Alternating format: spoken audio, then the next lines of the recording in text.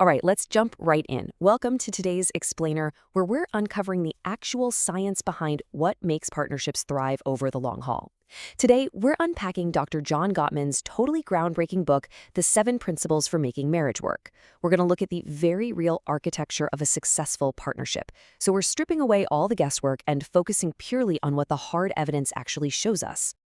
It's the ultimate question, isn't it? Like, what makes love actually last? For years, pop psychology has been feeding us this idea that communication is everything.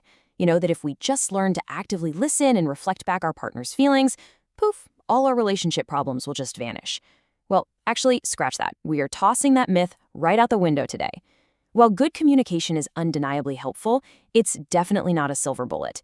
Instead, we're looking at the hard architectural data behind successful relationships.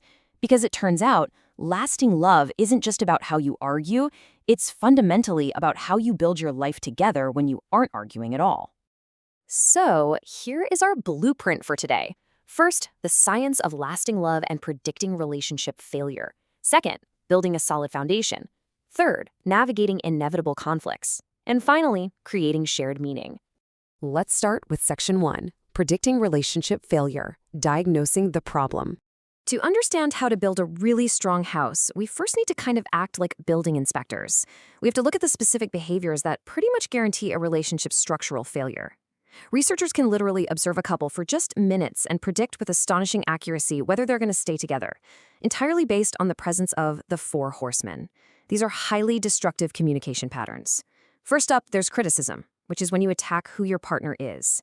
Then comes contempt, expressing superiority and disrespect. And wow, Gottman's data shows this is actually the #1 predictor of divorce. It's toxic. Third is defensiveness, where you play the victim to avoid taking any responsibility. And finally, stonewalling, which is where the listener just checks out and withdraws from the interaction completely. This breakdown right here brilliantly illustrates the core difference between a normal, everyday marital frustration and that first horseman.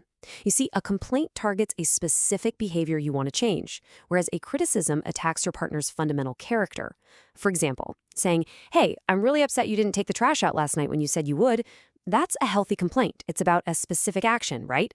But saying, "You never take the trash out because you are fundamentally selfish and lazy," well, that's toxic criticism. You've stopped addressing the trash and started attacking the actual person. Learning to spot this difference, that is absolutely your first line of defense. Moving on to Section 2, building a solid foundation, the bedrock of friendship. So this brings us to principle #1 in our relationship architecture, building what Gottman calls love maps. Think of a love map like a specific cognitive space in your brain, almost like a mental app where you store relevant, detailed information about your partner's life. It means maintaining a really intimate, continuously updated understanding of your partner's psychological world.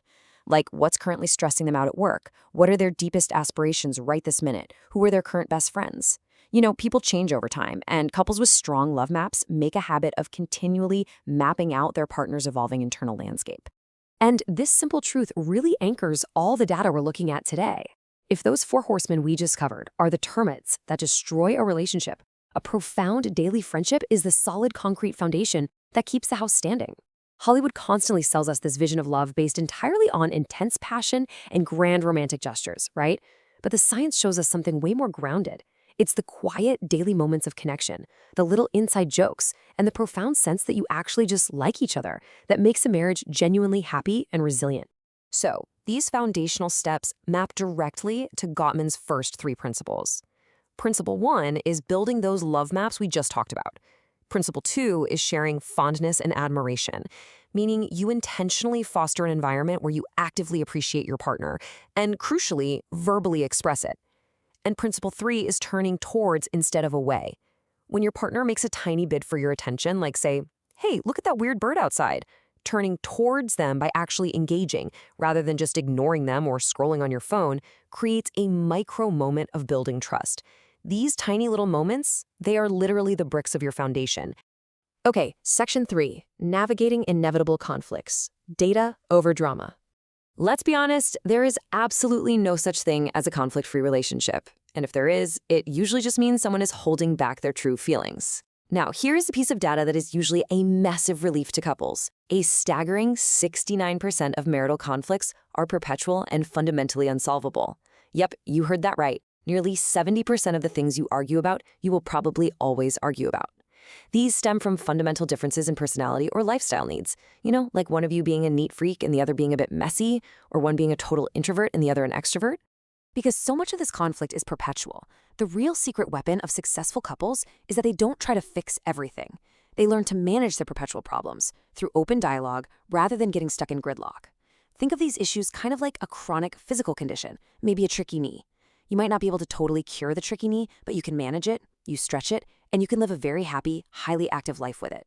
Successful couples talk about these perpetual issues with good humor and affection, rather than letting them fester into relationship deal breakers. So to navigate these waters, Gottman offers 3 more principles. Principle 4, let your partner influence you. This conflict management principle requires you to actually yield power and show that you genuinely value their perspective. Principle 5, solve your solvable problems. Basically, focus your problem-solving energy on that 31% of issues that are actually situational and fixable. And Principle 6, overcome gridlock on those unsolvable issues by digging really deep to understand the hidden dreams and fears that are driving your partner's rigid position. You gotta approach it with empathy, not hostility. Finally, Section 4, creating shared meaning, the roof of the house. So, once the foundation is poured and the walls of conflict management are standing strong, we construct the roof of our relationship architecture. This brings us to the 7th and final principle, creating shared meaning. You see, a relationship isn't just about avoiding fights and liking each other.